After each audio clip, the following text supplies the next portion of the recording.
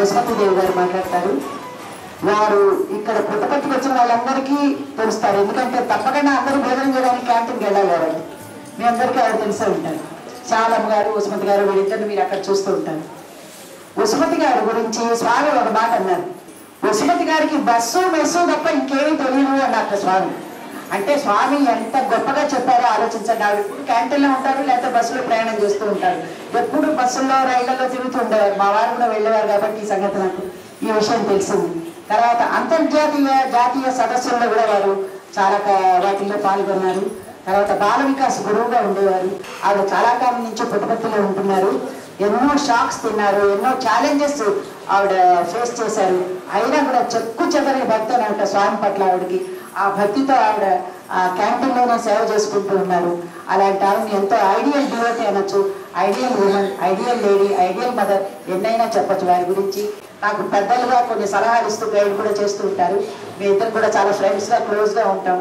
మన స్వామి ఈశ్వరమ్మ గారి గురించి ఆవిడకి బాగా తెలుసు, ఎందుకంటే ఈశ్వరమ్మ గారు ఉన్న రోజుల్లో ఆవిడ ఇక్కడ ఉన్నారు కాబట్టి ఈశ్వరమ్మ గారి గురించి ఆవిడ మాట్లాడతారు.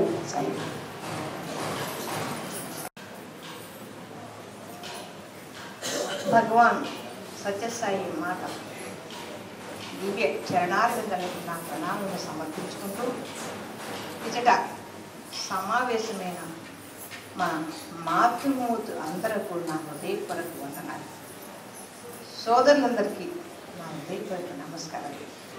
ముఖ్యంగా ఇంతటి సభని ఈరోజు చూసి నాకు కళ్ళకి ఆనందాన్ని అందించినటువంటి మన స్వామివారికి నాకు ఈ అవకాశం ఇచ్చినటువంటి మన సోదరి విజయలక్ష్మి గారికి, మన సోదరి గీతా భారతి గారికి నా ప్రత్యేకమైనటువంటి అభినందనలు తెలియజేస్తూ మాతృమూర్తి మన విశ్వజని ఈశ్వరమ్మ గారు నా అదృష్టం కొద్ది 1964 నుంచి 72 పరమతించే వరకు కూడా నైబర్స్గా ఉండేవాళ్ళం.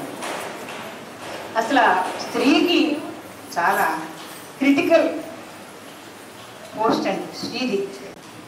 ఎందుకంటే ఒక అల్లారు ముద్దుగా పెరిగినట్టు ఆడపిల్లగా ఒక ఇంటి నుంచి మనం బయటకు వస్తాం.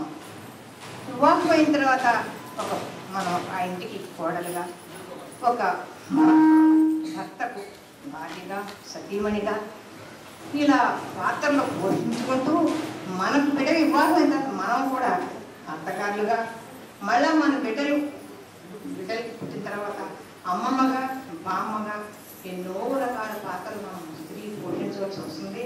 అందుకే స్వామి అంటారు, స్త్రీకి పుట్టి నీళ్ళు మెట్టి నీళ్ళు 2 చోట్ల మనిషి పేరు తెచ్చేటటువంటి అవసరము ఆవశ్యకత ఉంది.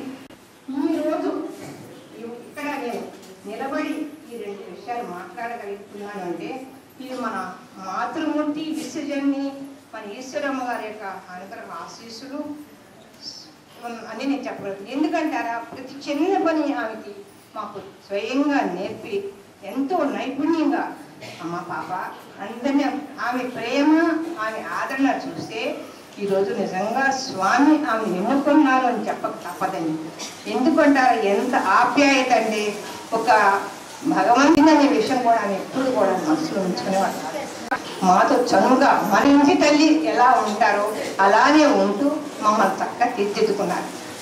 మేము ఊడుస్తూ ఉంటే పాప ఎలా ఊడవాలి, అలా ఊడకూడదు అని, ఎలా ఊడవాలి, ఎలా చీపులు పట్టుకోవాలి.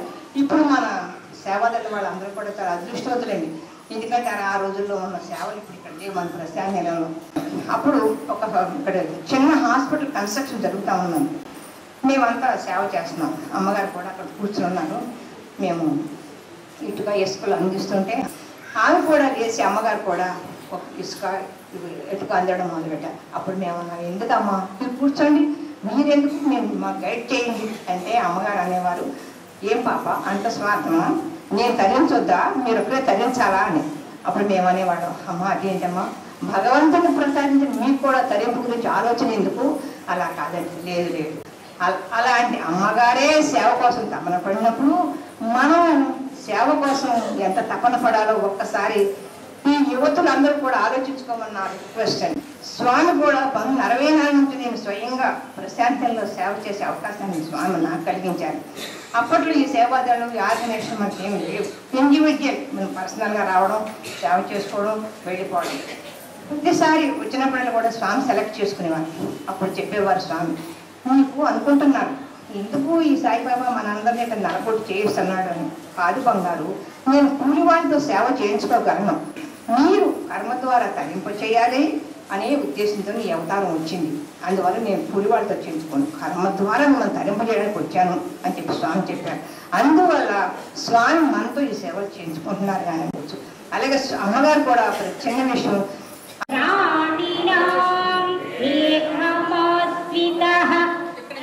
వినాయకుడి గుర్తులు పెద్ద మోట బాగుండి తెలిసిన వాళ్ళు పెద్దవాళ్ళు అందరూ గుర్తుండొచ్చు.